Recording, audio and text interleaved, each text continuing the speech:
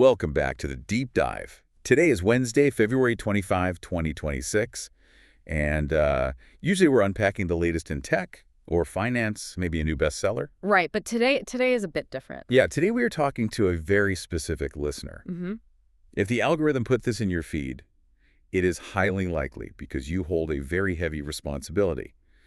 You are likely a rector or an academic director at one of the top-tier educational institutions in Latin America. And because we know who you are, we know exactly what is sitting on your mahogany desk right now. Yep. You're deep in the 2026 strategic cycle. You've got the bilingual curriculum solidified. That was, what, 2024's problem. Exactly. Your IB certification is probably framed on the wall. Your AP program is running on autopilot. But there is this nagging question that just keeps coming up in the boardrooms we visit, and I'm talking everywhere from Mexico City all the way down to Buenos Aires. That question is simply, what is next? Because, let's be honest, in 2026, having great English scores and a beautiful green campus... It's not enough anymore. No, it's not a differentiator. That is just a cover charge to get into the club now. Right. The landscape of elite education has shifted. It's crowded, it's noisy, and frankly, it is starting to look a little bit identical everywhere you look. It really is. And that is why we're here today. We aren't just analyzing sources for this deep dive. No, we are approaching this wearing our hats as senior consultants for the regional direction of international academic competitions. IAC in Latin America. Exactly. We've spent the last few months analyzing market intelligence, visiting schools, and really looking at the hard data. So consider this a private consultation. Our mission today is to help you solve a few critical stagnation points in your value proposition. And to do that, we have to ask you two slightly uncomfortable questions. Yeah, I want you to really think about these. Number one, do your high-performance students actually have a tribe? And number two, does your English curriculum survive contact with the real world? We have a roadmap to unpack this. First, we're going to diagnose the 4 specific patterns of stagnation we see in elite schools right now. Then we'll look at the strategic solution, which is this concept of the intellectual athlete and fixing what we call the social gap. Then, and I know this is the part rectors care about most, we will get into the operational reality. Because we know you're busy. If the solution involves hiring 3 new coordinators and inflating the budget, you're going to turn this off right now. Right. So we will look at why this is actually a very low-friction play. And finally, we'll look at the payoff. The global stage. From the national championships in the U.S. to the massive international geography championships happening later this year in Thailand. So let's start with the diagnosis. You mentioned market intelligence. You've been looking at data from working with top schools in Mexico, Colombia, Argentina, Brazil. What is the common thread? Because on the surface, these schools look incredibly successful. Well, they are successful financially. Huh. But academically and culturally, the consensus is that even the best schools are hitting a ceiling. We call it the 4 patterns of stagnation. And the first one is the most common, but also kind of the most invisible. It's the theoretical English trap. Define that, because I imagine most rectors listening would say, wait, our kids get 5s on their AP English exams. We don't have a trap. They do get 5s, and they absolutely should. But that is classroom English. Right. It is a controlled environment. It's safe. You have time to think. You can draft, revise, check a dictionary. The trap is that schools invest millions in bilingual programs, but they rarely test if that language actually holds up under pressure. You're talking about power skills. Exactly. Can the student persuade? Can they think critically? Can they react in milliseconds? Right. There is a massive difference between writing an essay on the Treaty of Versailles, Which takes an hour. exactly, and answering a complex history question about it, processing the syntax, and hitting a buzzer before a student from Singapore does. All in a non-native language. That is the distinction between fluency and command. One is academic, the other is operational. It's like the difference between knowing the textbook definition of a fencing parry and actually holding a sword when someone lunges at you. That is a perfect analogy. And that is exactly where the stagnation happens. Parents are starting to notice that bilingual on paper doesn't always mean bilingual in the boardroom or at the negotiation table. They want English in action. Which bleeds right into the second pattern, the crisis of high performance. Oh, this is the great irony of elite education. It really is. The top 5% of your students, the absolute brightest minds, the ones you put on the brochure, they are often the most neglected demographic in the building. That sounds counterintuitive. Usually the squeaky wheel gets the grease, right? Precisely. And who is the squeaky wheel? The student who is failing. Yes. Teachers spend 80% of their energy helping the students who are struggling to pass math. The geniuses, the kids who finish the test in 10 minutes. They get a good job sticker and are told to read a book quietly in the corner. So they aren't being pushed, they're just being managed. They are stagnating. And worse, they're learning that effort isn't actually required. Without new challenges, these high-potential students disengage. They get bored. Yeah, they don't need tutoring. They need mental athletics. They need to be pushed to their absolute limit, or they just start to check out. I see. And I assume this gets worse as they get older. It does. That is the third pattern, the general motivation curve.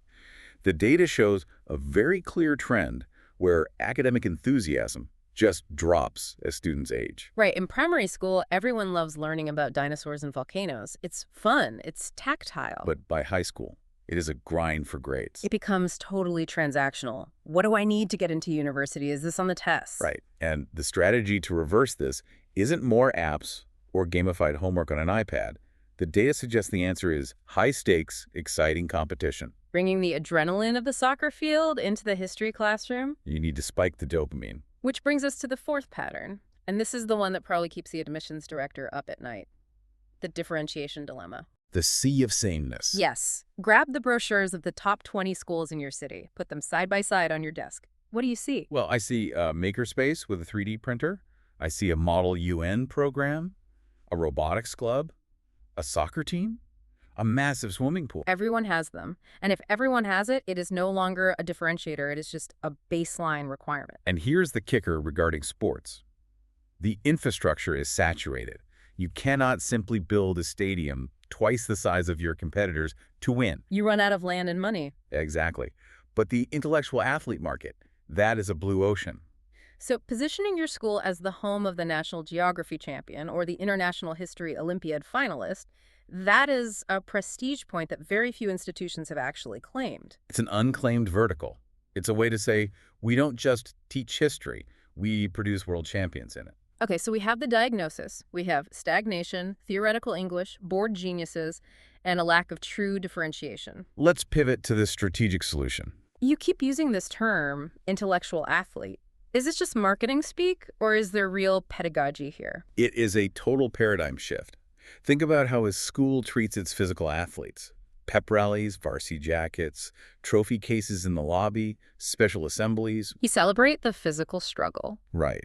The intellectual athlete concept is about celebrating intelligence with the exact same fervor. The source material uses the analogy of the Olympics. It fits perfectly. You have the opening ceremonies, the medals, the sweat, the tears. But instead of the 100-meter dash, the event is identifying 17th century naval maps. Or understanding the cellular structure of a mitochondrion. But help me out here. Is it rigorous? Because I've seen spelling bees that are basically just pure memorization. Is this that? Not at all. Look at the battery exam used in the geography championships. It is 400 questions in one sitting. Wow. It requires serious stamina. Or the vexillology rounds where they have to identify obscure flags from history. Or the science bee, where they need to synthesize how nuclear fusion works in seconds. So this is a mental decathlon. Yes. It requires speed, recall, synthesis, and strategy.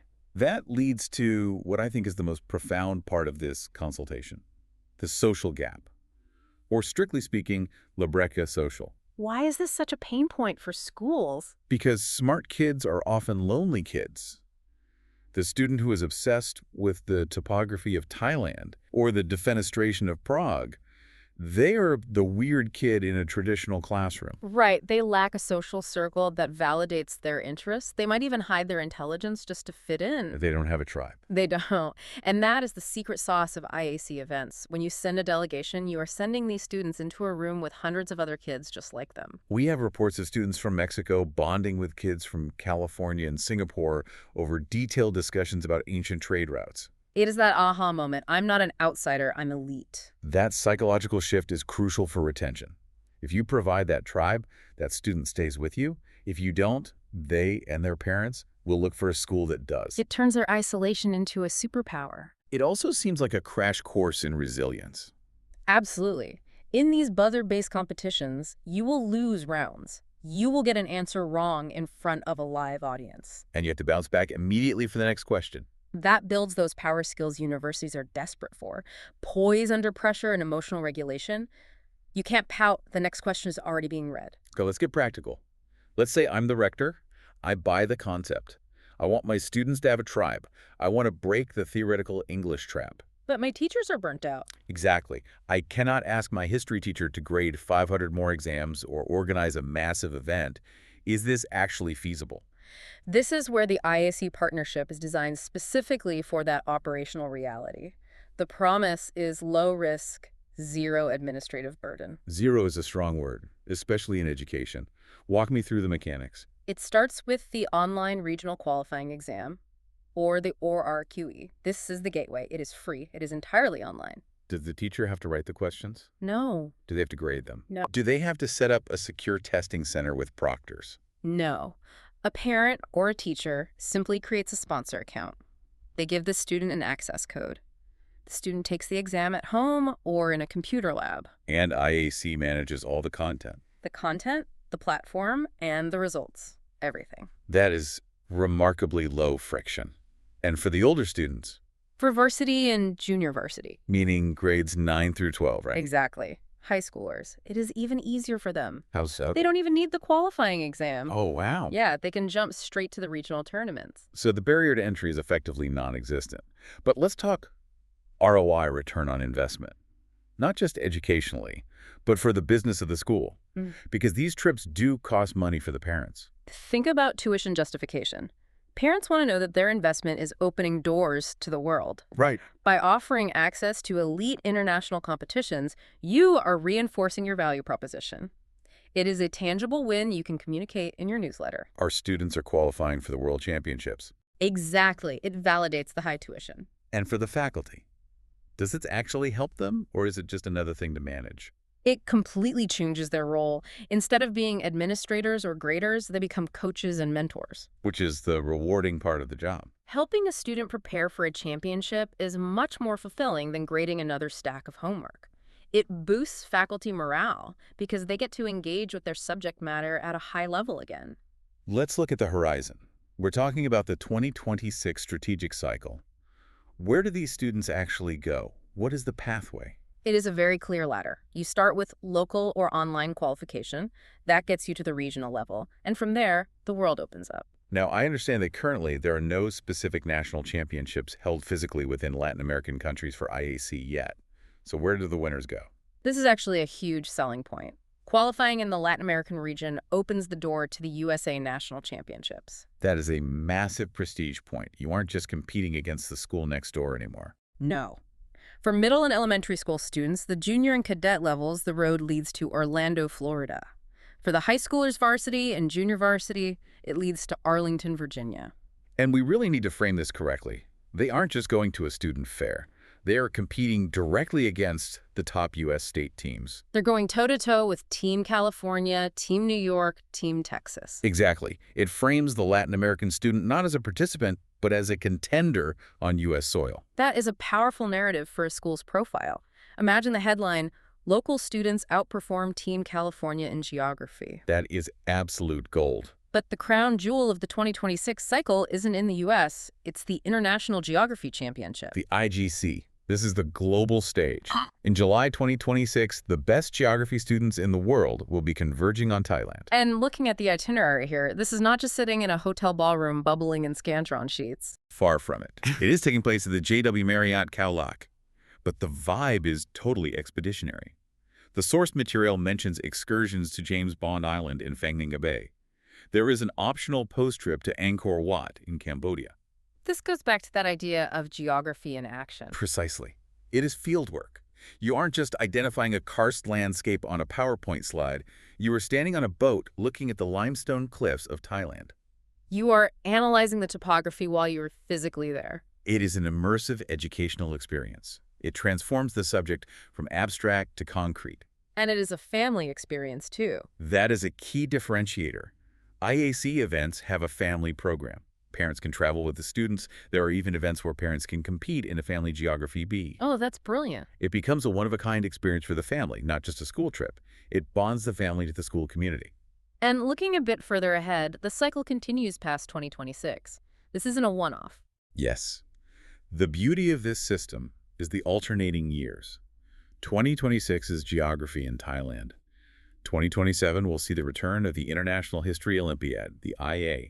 Likely in Europe, right? Rumors are pointing to London or Berlin. So once you start this pipeline in your school, you have a continuous engagement strategy for years to come. You are building a dynasty. So bringing it all back to the rector's desk today, we have identified the stagnation. We have offered the intellectual athlete as the solution. We have shown it is zero administrative burden, and we have laid out the path to Orlando, Arlington, and Thailand. This is not a sales pitch. This is a strategic partnership proposal. The goal is to position your school as a leader in the 2026 cycle. The call to action here seems incredibly low friction. You aren't asking them to overhaul their entire curriculum today. No, the step is simple. Identify a pilot group. Find those 10 or 20 students who are bored, who are brilliant, who need a tribe. Register them for the online regional qualifying exam. Or sign them up for the next Regional B. Just let them try it. Once you see the spark in their eyes when they answer a question about the Industrial Revolution or the rivers of Africa faster than anyone else, you will understand the value. You will see the transformation from student to intellectual athlete. I want to leave the listener with a final provocative thought to visualize. Imagine your school's name, your institution's flag on the podium in Arlington or Thailand. And ask yourself, if you don't offer this tribe to your intellectual athletes, if you don't give them this global platform, who will? Your competitors are certainly looking at it. Let's make knowledge as celebrated as sports. Let's build that future for them. Thank you for listening to this deep dive. We look forward to seeing your students on the global stage.